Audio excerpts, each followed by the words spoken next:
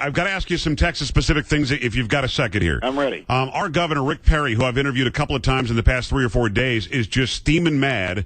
And in a soundbite a few days ago, he said, I don't want Texans to get so angry that they end up wanting to secede. Can we put a rest to this once and for all?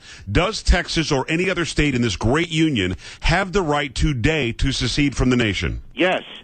They have the right to nullify and to secede. It was understood by the people who wrote the Congress. Look, when George Washington signed the Fugitive Slave Law, which required you to capture and return runaway slaves, the state of Massachusetts enacted a law nullifying it and said, we will prosecute anybody in the state of Massachusetts who cooperates with the Fugitive Slave Law. Now, this hasn't happened since the days of slavery, but it is a check on an overbearing, heavy hand of the federal government that a state will say, enough is enough. This would cause a tremendous constitutional crisis.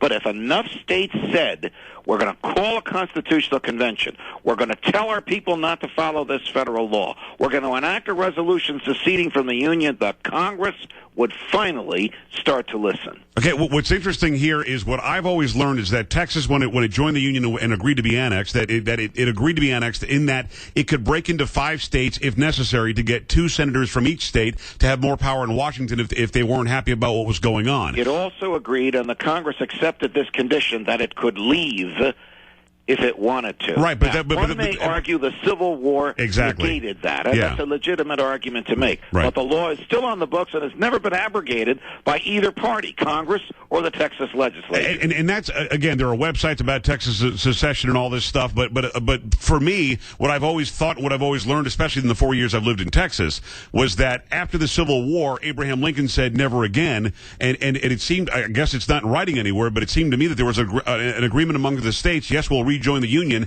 never to secede again. Don't get me started on Abraham Lincoln.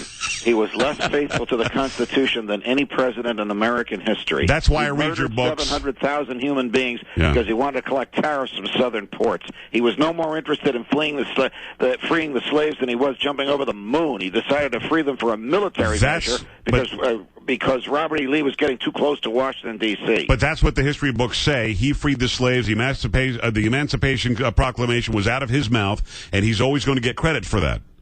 But that's because we all learn history from the teachers' unions, and they believe in big government. Okay, I won't get you going on Abraham Lincoln if you don't get me going on the teachers' unions, okay? All right, another question here.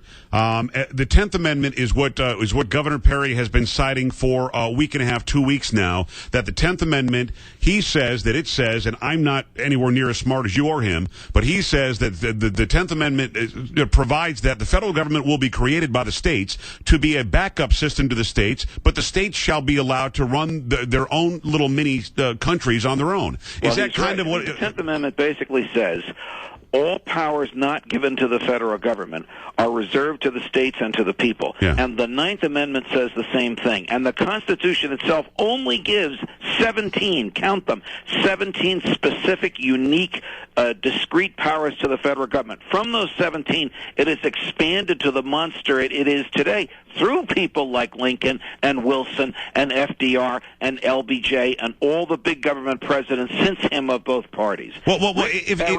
Is right. And again, what the government does is not justified by the Constitution. I hear you, and I believe you, just as I believed him. But knowing what you just said to be true, how is it that we have a federal government that tells us whether abortion can or can't be legal? How is it that we have a federal government that can force us through penalty of holding back road funding to make us lower or raise our speed limit, or lower or raise our government that can tell us how big our toilets are and what the pressure of our showers can be because we let it do it. Okay, so we never called them on it. Republicans and under Democrats, we just let it write laws that regulate private human behavior that was in no way ever delegated to the feds and just looked the other way, and now we have to live with it. I don't want to run out of time. I've got